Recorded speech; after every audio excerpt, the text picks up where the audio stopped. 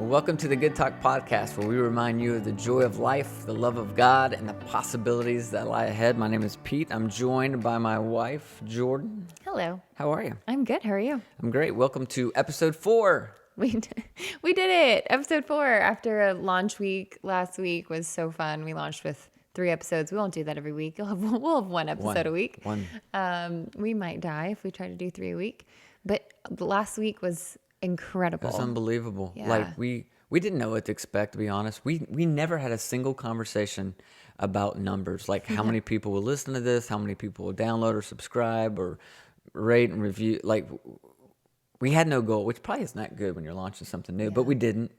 We just wanted to get it launched. That was the goal. Yeah, we wanted to do it well and do all of our due diligence. But as far as promotion, just our friends and family. We don't do any marketing. For us. So yeah, you guys were unbelievable. We got in the top 25. I didn't know this was even a thing. On iTunes, we were in the top 25 in the category of religion and spirituality, which the people that we were even surrounded by on that list, I was like, what? Yeah, no, but, we didn't deserve it.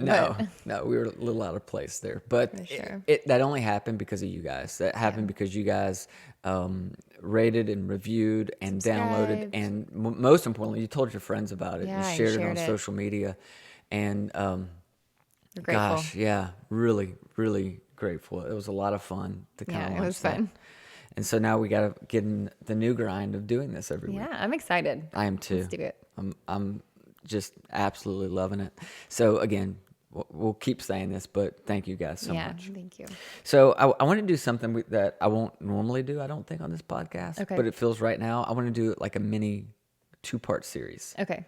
And talk about something for the next couple of weeks because I love talking about the farm, as you know. Yes, you do. And so I found a way to weave the farm into this podcast. I have a feeling this podcast is just going to be good talk about the farm forever. Yeah, maybe. okay. Yeah, but anyway, I think this will be a lot of fun because the farm for me, especially over the past 4 years, has been a place of a lot of personal growth. Like, I know you think I just like to go out there and play and hunt and stuff, and that's true. I do like to do all that, but it's also a place of real growth for me. It fills you up. Some huge life lessons that I've been learning that I feel like the farm has taught me. So I want to talk about that over the next couple of weeks. But let me even set the picture of the farm, right?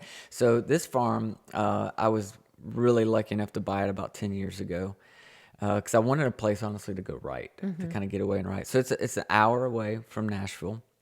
It's about 70 acres. About 50 of those acres are just woods. Yeah.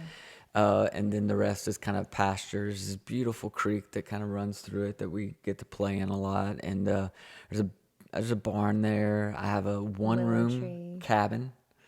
It's kind of more of a hunting cabin, but it's got two cozy. lofts on either end and got this wood fire, no air, heat, just wood fire. And it's got a little bathroom, so I guess it's a 2-room cabin. Thank goodness. Yeah. And I don't know, it's been this incredible place where we get to make a lot of great memories.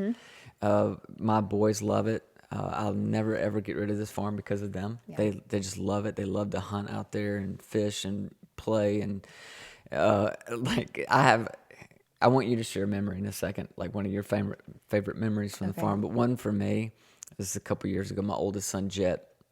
I've got so many great memories with him out there, but one of them was he had about 6 or 7 of his high school buddies out there. I think they were juniors at the time. And I was bummed because it was raining. I mean, I'm talking pouring down rain, right? Like everything's got, covered in water. It's flooding. And they get this idea. They find a old sled, plastic sled in the barn. And they get that sled out and hook a rope to the UTV. And we started driving kids around on that. And they're just hydroplaning on the water. So it's like they're skiing at like 40 miles an hour, just whipping kids around, covered in mud and water. Like, I know it's dangerous. You don't have to send me an email telling me that it's dangerous. I know that. But we had so much fun. And now that I'm started, I want to share like 6 other of my favorite memories with the kids out there. But I won't. What's yours? Favorite memory? I have a lot. I think most of my favorite memories kind of revolve around having people out there, but this one in particular is starring you. Oh, yeah? I got a call. Buckle up, ladies and gentlemen. This is just crazy. I got a call. I was at work, and Pete says, like, I could barely say hello. And he's like, Jordyn, I'm locked in the chicken coop. Like, I can't get out. I'm locked in. And I'm sitting there. You know when you hear some news and you're processing it and you're like, am I really hearing what I think I'm hearing? Only because it is so impossible to lock yourself into this chicken coop. Someone has to turn a key on the outside. He's alone at the farm.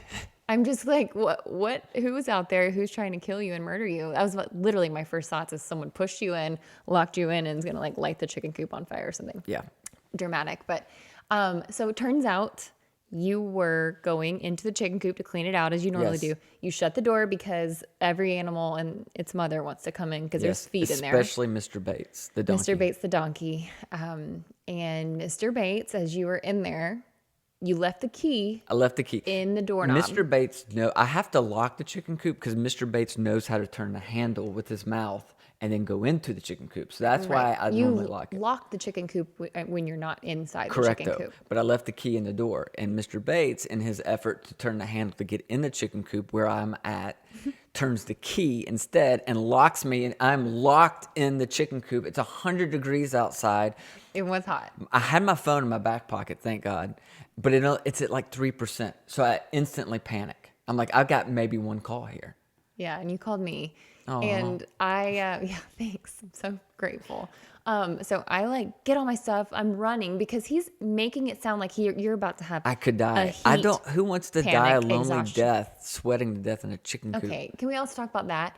If you were in a coop, it's not like Fort Knox. It's pretty Fort Knox. No, it's not. I'm not Incredible Hulk. I'm not going to run through the wall. Oh my gosh, it's literally like wire on the. Anyway. It's not. It's like a cage.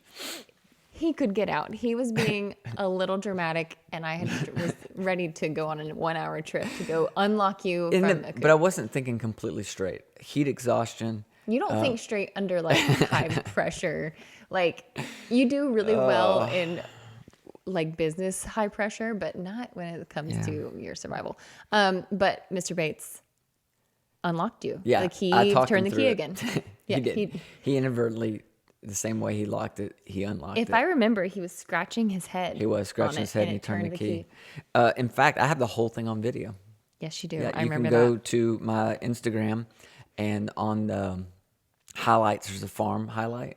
And if you flip through those, there's a bunch of them. Just flip through them till you get to the panic screens. The panic donkey scenes.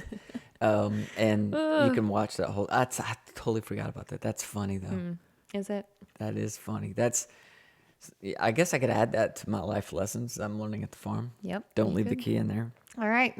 All right. You want to get into this? Yeah, I want to hear about your lessons. Okay. So we're doing the first 2 this week? Yeah, I think I'll do 2. I think I can get through 2 of them. And then I'll try to do the other 2. Okay. Next week. How about that? One of the things that the farm has really reinforced for me is this idea that nothing's wasted. Mm-hmm. That everything has a purpose. And, it's a couple weeks ago, you'll remember this, Jordan Brewer, my youngest son, and I were out there at a tree that fell over one of my favorite kind of UTV paths. And it's been laying there for a couple months at least. Just hadn't had the time to get to it. And we had time, and he and I just had so much fun. Spent a whole afternoon cutting that tree up and stacking it. And it was the first time he'd ever used a chainsaw, which was awesome. He did a great job. Another email you're going to get. Yeah, again, I know it's not safe. You don't have to email me and tell me. But he did great. He was awesome with it. And we cut up all the wood. And we were kind of in the process of it. And I went into it like, here's just one more thing I got to clean up on the farm, right? And then this whole idea of nothing is wasted, it just kind of popped in my head while we were doing this.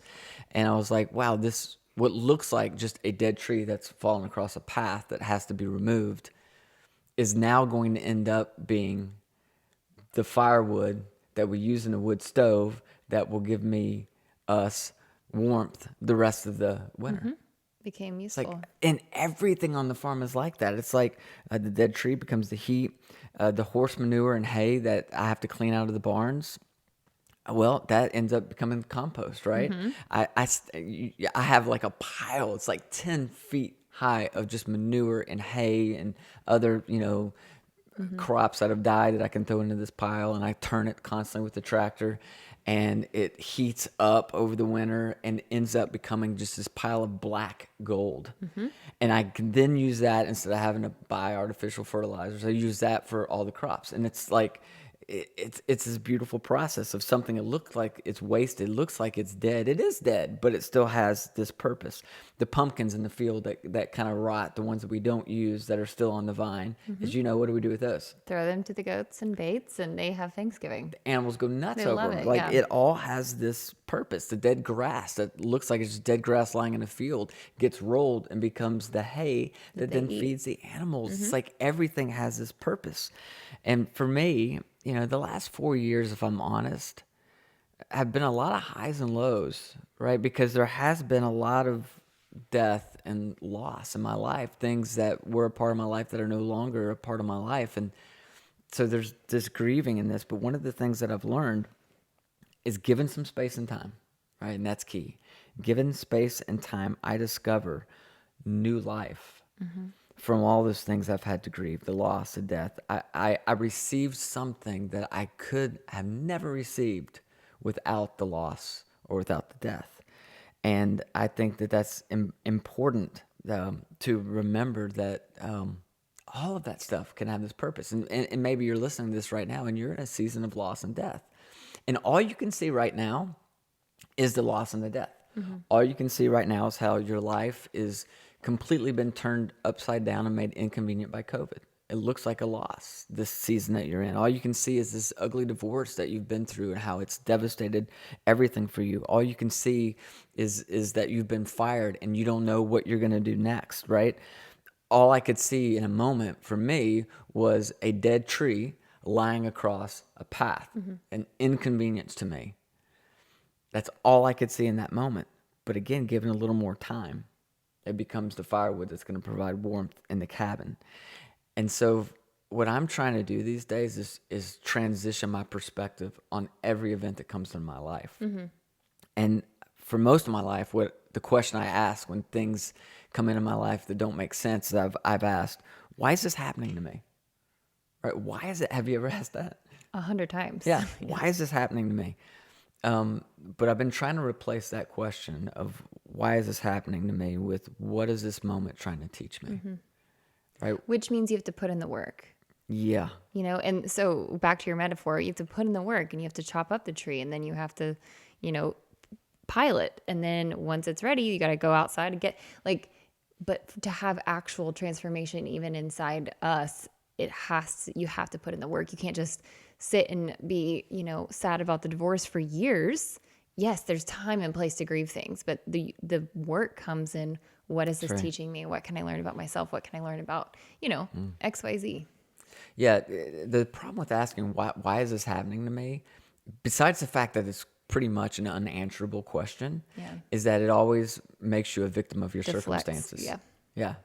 And what happens when you ask, what is this moment trying to teach me, is you kind of shed that victim mentality. And now what you have to do is do that personal growth moment. And which can be a beautiful thing. Sometimes it's painful. Yeah. But I have found asking, what is this moment teaching me, to be so much more helpful. Yeah.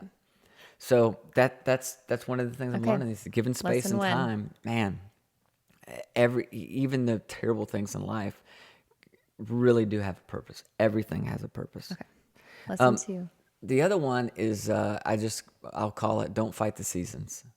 Don't fight the seasons, because first of all, nothing you can do about it. Right. There are seasons. There are true seasons that, at the farm, it's very clear. Every season has its own kind of set of issues, right? And also things that I can enjoy. But there's clearly a winter. There's clearly a spring. There's clearly a summer. There's clearly a fall. What's your favorite season, by the way, at the farm? I love the summer just because we get to have a lot of people out and float in the creek and stuff. But I think I love fall because we do the pumpkin giveaway. Like we grow pumpkins and give them to our neighbors and have a big like fall party. And but I also just love the colors, and it's warm enough to be outside, but in the evening you can have a fire. I don't know, you didn't ask me why, but no, I think it's great. What's yours? I don't know. I probably summer, because summer is when we host the most people out there, and we have a lot of parties and floating the creek and shooting off fireworks. And I love floating that creek. I know you do. We have a bunch of just like inner tubes and just put them out there and float. It's amazing. But okay, this proves my point exactly on the don't fight the seasons. While I say it's my favorite summer, it is my favorite. You know this. I'm exhausted by the end of summer. Yeah. There's so much work to do out there in the summer. Yeah, you're out there a lot. It's 8 hours of grass mowing a week in the summer. So by the time I get to the end of it, I'm exhausted. But I need the summer to get prepared for the fall and the winter. It's like every season, again, back to my earlier point, has a purpose, right? And I need those seasons. And when I get to the fall and I'm exhausted, things start to slow down, right? It gets dark earlier. So I can't work as late as I want to. Yeah. The grass stops growing, so I'm not mowing 8 hours a week. The winter is great out there, as you mentioned, the fire, it's those cool nights. So the sky is so clear and you just see the stars, so you have that going on in the winter. And then before you know it, it's spring again and it's busy and everything's crazy. And those seasons at the farm have been teaching me a lot about seasons in my own life. There's a little passage in the Old Testament, it's the book of Ecclesiastes. You spend a lot of time in the book of Ecclesiastes? Can't say I do. My bad.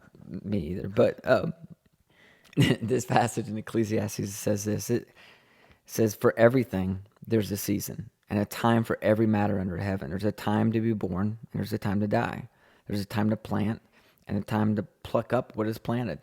There's a time to kill, and a time to heal.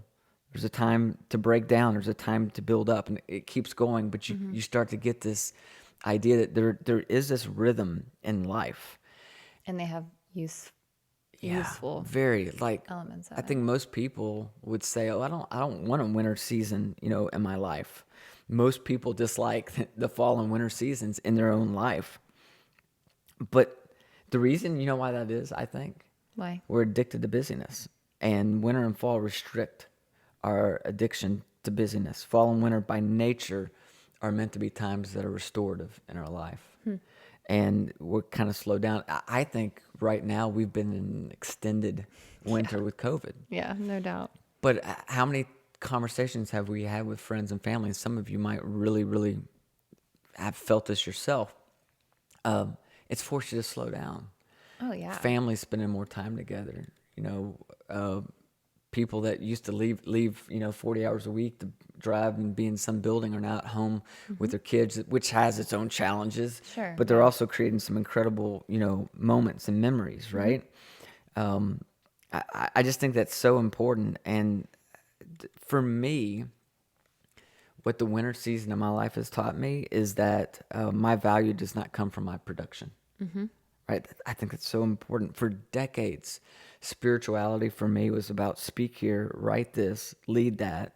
Grow this. Yeah. And what I'm learning is that deep spirituality comes not from producing, but from being present. So there has to be this move from producing to being present, from doing to observing. And so it reminds me that I'm a human being, not a human doing, right? And I think for years, so much of my work baked into the center of that was this question of, am I valuable? And when that's baked into what you do from 9 to 5, when you're banking on your job, on your production to fill in the question of, are you worthy? That's always going to lead to overwork. You're never going to feel like you can have a moment where you stop. It's really interesting. I was thinking about this idea on the farm too. I do what you call crop rotation. If you were to plant, let's just use the pumpkins for example. If I planted the pumpkins in the same field every year, there would be diminishing returns. Yeah. It would the soil, the nutrients that particular plant uses over time. Yeah, it's gone. And so what I have to do, and obviously a lot of farmers, real farmers, do this, is they rotate their crops, and that's what's healthy for the for the soil. And so how silly would it be for me to look next year at the plot of land I had the pumpkins in? It's going to be bare, right? I'm not going to plant anything in it. How silly would it be for me to look at that piece of property and say, oh, that's worth nothing. That field is worth nothing. No. Or that field's doing nothing. Right. That field is not doing nothing. That field is actually doing the most important something it could do, which is restore, rebuild its nutrients, right? And so how silly of us when we're in a season of winter, or maybe it's a season of loss, a season of things slowing down, for us to think that we're doing nothing. Or that we're losing, yeah. No. You're doing the most important thing that you could be doing if you're intentional about it. And there's this rebuilding that's happening. And I've just learned, and the farm has taught, that don't fight the seasons. Be aware of the seasons. Be aware of what season you're in. Yeah. Don't try to fight it. And if you're in a season of winter, don't try to force it into summer, right? That's not going to be healthy for you long term. So anyway, those are just two things right now that I'm learning. And I got a couple more I can't wait to share next week. Yay, I love it. And I know you love the farm, and you always come back so full from the farm. And it's because you're very reflective, and you're there, and this is not abnormal for him to come home and be like, I was thinking today on the farm, and I was doing this, and it really taught me this. Like, you're such a introspective person, which is amazing. So thank you. That was really good content. Yeah. You ready for 4 questions? I'm ready for 4 questions. Okay. So I'm going to transition us to that. Yes. This week, we talked to our friend named Kara. Yep. And she is a yoga instructor and just also a really good friend of ours. We've both taken yoga from her. We have. I think was it your first yoga class you took from her ever? Yeah, ever. I'm terrible at yoga. Yeah, you're not terrible. She wouldn't say you're terrible. Yeah, no, she would never say that. You have growth. You have room for growth. A lot of room. But anyways, she's so wonderful. She really kind of takes you through that whole process. And if you've ever done yoga, that's kind of more in your mind than anything else. And she's such a safe place for that. And she always reminds us, she's like, drop the story. If you're in your head, drop the story. And she's such an encourager. So let's cut and listen to what Kara had to say. I asked her these 4 questions in her own home. So let's cut to that. Okay, Kara, this is an easy first one. Okay. What is your pet peeve, like your biggest pet peeve? I don't know if it's my biggest, but one of them is when there's dishes left in the sink. Oh, yeah, that's bad. Yeah. Not fun. Okay. Number 2, what do you most want to be known for? Ooh. I know, we're jumping from really lighthearted to serious pretty quickly. What do I want to be known for? I want to be known for being kind and helpful. I want people to feel like they can be themselves around me and they don't have to pretend to be anything that they're not. So good. Okay, what would you tell 15-year-old Kara? Ooh, 15-year-old Kara met 17-year-old Brian. Your husband, yep. 15-year-old Kara. It's not about what you wear. That's really good too. Okay, last one. What gives you hope?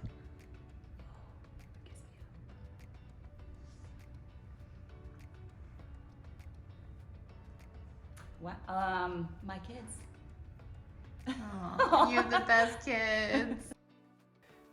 That's good. Yeah. I love it when she talked about, I want people to feel like themselves. Yeah. And what a gift that is. Yeah. And she does that. And not just in yoga, she does that through her life and really affirms other people and things that they want to do. And also just affirms how they are and who they are. And it's really beautiful. It takes so much energy to be around people who don't give you that gift, right? The people you feel like you have to perform for and be somebody other than you. That's so exhausting. Oh my gosh. What a gift you can give your friends and your family when you give them the space to truly be themselves. Yeah.